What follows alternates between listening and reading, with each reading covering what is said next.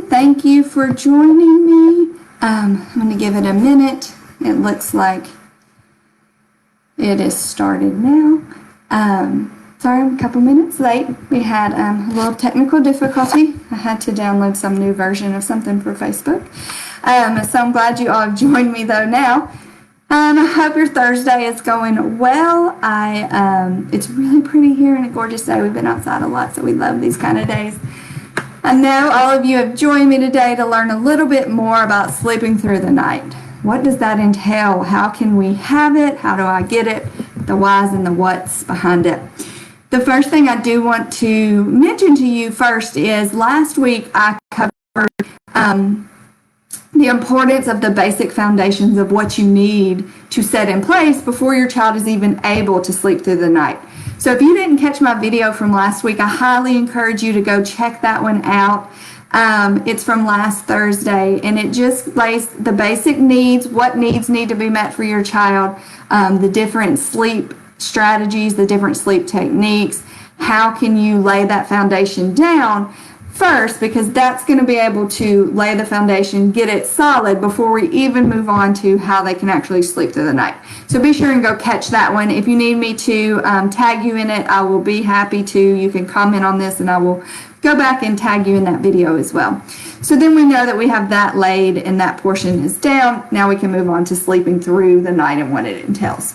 So the first thing I want to chat about is sleeping through the night. It's a word that's thrown around often. And when we're talking about the first year of life, an infant's life, sleeping through the night is going to be much different than an older toddler or preschooler. So specifically talking about sleeping through the night up until that 12-month age, we're talking about a 5 to 6 hour stretch. Sleeping through the night for them, that is considered sleeping through the night. A lot of times people get it confused that they think sleeping through the night and 12-hour sleepers are the same thing, and they're not. So don't, first of all, if you see all these posts or, these programs or your friends talking about it or these groups on Facebook about my child sleeping through the night and I have a 3-month-old that's sleeping through the night, and just put that out of your mind. Remember that every child's different, and sleeping through the night is actually a 5 to 6 hour stretch at one time. So make sure that you understand that. And we're not talking about 11 to 12 hour sleepers, we're talking about the infants. So we need to make sure that we understand a lot of times there's misconception out there about what sleeping through the night is. On average, it is normal for a baby or a child to wake 2 to 6 times in the night. As they are moving through sleep cycles or as they're going through sleep periods, it's normal to wake 2 to 6 times. So if we don't give them the skills to self-settle and self-soothe, I like to talk about self-settling better, to get themselves back to sleep, they are going to wake and they're going to need you or need something to help put them back to sleep if they haven't been given those proper foundations to independently sleep on their own. So in that, remember that 2 to 6 times they're going to wake up. The next thing that's important is to consider, why are they waking up in the night? What's happening? Number one, you have to look at their day schedule and their nap schedule. And this goes from infants all the way up into toddler preschool age. How many naps are they on? What does the nap look like? Do they have too much wake time? Do they not have enough wake time? And this is where I really like for you to start using what's called Baby Connect app. It's my favorite. There's others out there, but it's a really good spot where every day you need to first start jotting down what's happening in their day. Because if you don't have the data, you're not going to be able to correct maybe what's going on. Maybe you learn that their wake window is too long. Maybe you learn that they're actually not tired enough in the day. And so maybe the day and the naps are creating a problem for bedtime and them actually sleeping through the night. That's the first thing. Is there a sleep prop that is what's getting them to sleep and putting them back to sleep? And by sleep prop, I'm talking about anything they associate with sleep, and that's how they have to get to sleep. Is it a younger baby who has a pacifier dependency and you are inserting that passy often? Is it a baby who is dependent on nursing to sleep or a bottle to sleep? Is it a child that needs to be rocked to sleep? Is it a preschooler who needs a parent to lay with them and fall asleep with them until they're completely asleep at night? Those are all associations of things that they need and props that they need to get to sleep. If they fall asleep that way, when they wake overnight, they're going to look for those same things to get back to sleep. Now let's chat about if your child is in that 0 to 12 month marker. So we have an infant. It is normal for babies 6 to 10 months that may still have feedings in place overnight. Those feedings help them lengthen out their sleep and get the total sleep they need in a 24-hour period. So what you want to consider is baby waking, taking in a feed, and going back to sleep for a good solid stretch? That may mean that their body needs that right now and they need that feeding. I know it gets tiring, or I know a lot of times they say, you know, baby, by this certain weight, by this certain month, everybody should be sleeping through the night and they should be sleeping 11 to 12 hours. And that's just not the case for every baby. Now, if they are waking often and they're just eating, snacking, not really wanting it, they're just looking for the bottle or nursing to put them back to sleep, then that's where we've got a sleep prop issue happening versus the nutritional need overnight. Are they at bedtime? If we're talking about an infant, are they feeding well at bedtime? Are they taking in a good solid feeding before bedtime so they're able to get a good long stretch of sleep? If we're talking about toddlers and preschoolers, are they eating healthy meals? Are they snacking healthy before bedtime? That's very, very key when we're talking about the toddler preschool ages. What foods are they eating in the evenings leading up to that might be interfering with their sleep? You want to make sure that the best spot for you to start working on, let's say they do have a sleep prop association, so they are adamant and dependent on rocking to sleep at bedtime. That's where you really want to start working on it, is at bedtime, on removing the rocking to sleep. That's interfering with them getting that good stretch of sleep that we need happening after bedtime. They're going to wake either 30 minutes later, an hour later, multiple times in the night, and need you to put them back to sleep. So the most important sleep that we have is from that bedtime up until midnight marker. That's where the most restorative sleep happens, and that's why it's so vital that we are having them fall asleep independently at bedtime. Therefore, we can get that good restorative sleep happening. And then you really want to set goals of what are you going to do at that first waking. Again, this goes back to the video last week where you want to watch which technique and method that you're going to choose to go for. So when they do wake, how you're going to assess that waking and use that method and technique just like you used it at bedtime. You want to make sure you're setting realistic expectations. This is one of the biggest things that throws people off a little bit, and sometimes we're not realistically setting the expectation of what their sleep should be. So if we have a newborn and an 8-month-old are not going to be on the same routine or not going to have the same expectations overnight. Your newborn needs to wake and needs to feed often.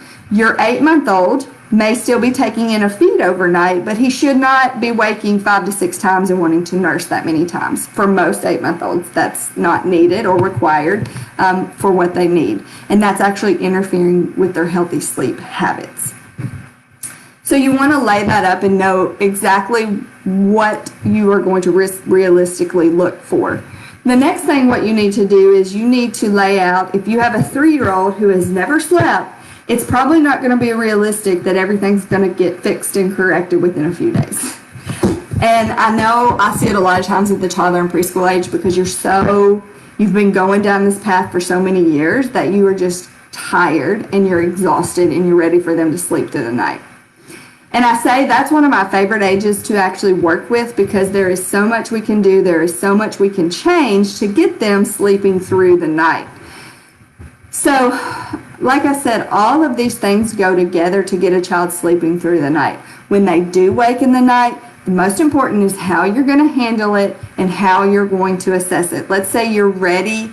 Also, a part of sleeping through the night, a lot of times I see where babies are not sleeping in their own crib, or you've been co-sleeping and you're ready to remove that. That's a big change. So you need to first figure out your plan of, are you going to first try and get them in their crib in your room, or are you going to try and get them in their crib in their room? And when I say consistency, just be consistent with what you're doing, okay? If you choose to go to their room, then stick with it at bedtime, and that's what you're going to do. Bedtime routine, you may have to tweak it a little bit from what you've been doing, so they can get used to going to sleep in their own room at bedtime. All of those things, along with what I discussed last week, are going to be steps to get you in the right direction to finally get your child to sleep through the night.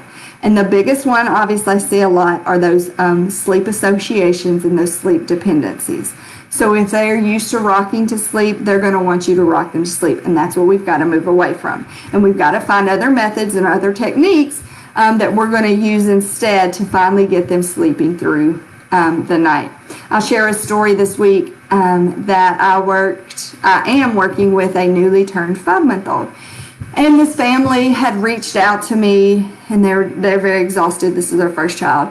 And the dad was especially hesitant because they've spent so much money on so many products, so many books, so many programs that they said, would make their child sleep better and would help lay the foundations, and that they would be sleeping through the night. And she just turned 5 months, and that wasn't happening. And they're exhausted and tired, but at the same time, they knew they needed to take that step to better sleep of one-on-one work with me. And I even emailed and chatted with them many times before we even started together. Fast forward to we are 8 days in right now. She actually is sleeping through the night. She's falling asleep independent of bedtime with no tears. She does not need any help overnight. She's sleeping through the night. She's actually sleeping 11 plus hours on her own now. Parents still wanted to room share. We're still doing that. We're room sharing. She's actually been taking naps now on her own, falling asleep on her own, connecting her sleep cycles. And all of this happened in less than a week's time. There was never any tears. As far as cried out methods, she honestly barely did a lot of fussing for us. And the reason, because number one, every child will be different, yes. So not every baby's going to do exactly what she did, because she's her own self and everyone's different. But what we did do is I laid out step by step for them exactly how we were going to approach every area of sleep. So we made sure that we lined that foundation up early, and we made sure it was all in the right place before we ever started to take those steps to the methods we were going to use, how we were going to do it. All of that is very important, and I share that with you because I know a lot of you have those hesitations on either you've spent a lot of money on so many things, whether it be a certain sleep sack, whether it be a certain device, whether it be a certain type of clock for your older child. You've invested in all of these things, and nothing has worked this far to consistently get your child to sleep. And I get it. I totally get it. But one thing that I tell families is, on this journey with me, I will never leave you. I will always be here with you, and I will always change, assess daily what we need to do. And we will get them to the goal of healthier sleep, age-appropriate sleep for them. I am here to set in place long-term goals and set in place the foundations that build over time, and your child will always be able to have those foundations set in place. So I just want you to know that I get that question often, and I've had it several times this week that, we're just not sure, what if we invest in something else that doesn't work? And I get it, but trust me, this is for the long haul, and I'm in it with you always. And this is why I bring you this group. I want to share with you. I want to help you. I want to guide you and get you there. Sleeping through the night is such a big one for everybody, and I want to get you there. I want to lay those foundations first and build on them and get you to that sleep success that I know you're all looking for. So if you're just hopping on, be sure that you go back to last week's video, because that's going to be vital in setting up the basic steps to this video.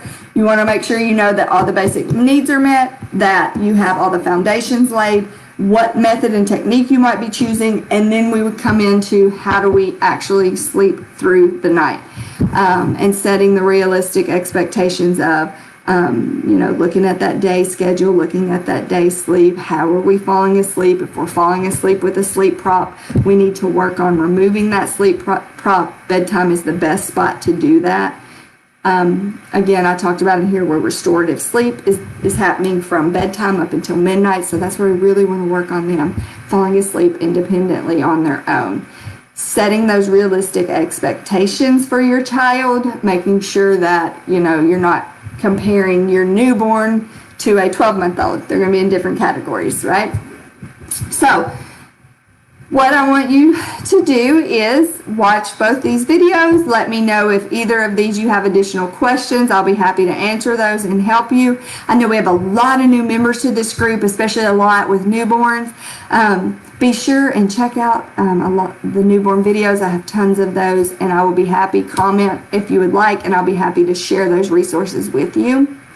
I thank you for being a part of this group because you make this group happen, and I'm excited to help more families and help you on the sleep journey and getting solid sleep, because sleep is so important to us all. Thank you again for joining me, and I do not I actually cleaned up my office the other day, and here it is. I couldn't remember where I put the baggie of what we're going to chat about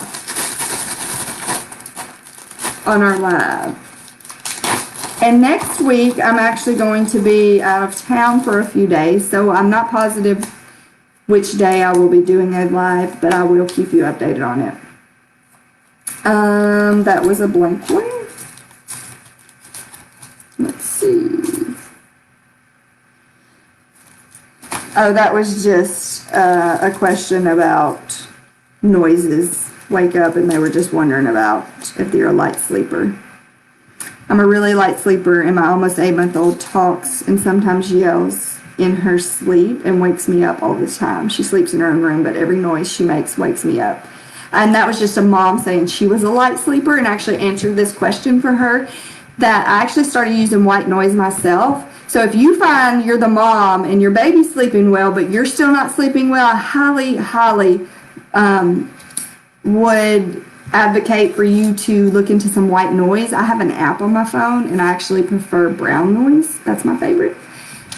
So get you some type of white noise going to help you settle into your sleep better, because I know a lot of us are lighter sleepers and we wake often. So that white noise will really help you. And I actually did answer that question for her.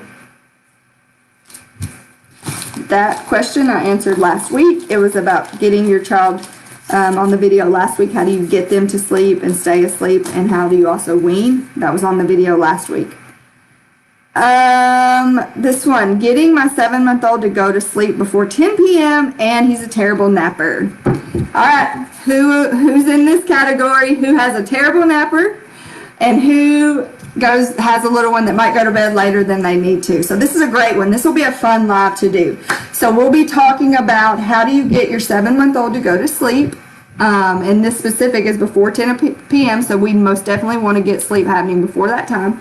And then he's a terrible napper. What are we going to do about these cat nappers? I call them the serial nappers. It's very popular to see, especially when you're talking about a 7-month-old. So we will be chatting next week about that. Get all your questions into me if you have certain questions about this. If your child has a late bedtime or naps or not stellar, get your questions in. I'll be sure and cover those on the live too. So I appreciate you coming on live, chatting with me, and I actually look forward to all of your comments, questions in the group. So keep those coming. I love them. And we will be chatting next week, and I will be hopping on again, and look forward to speaking with y'all. Have a good rest of your day.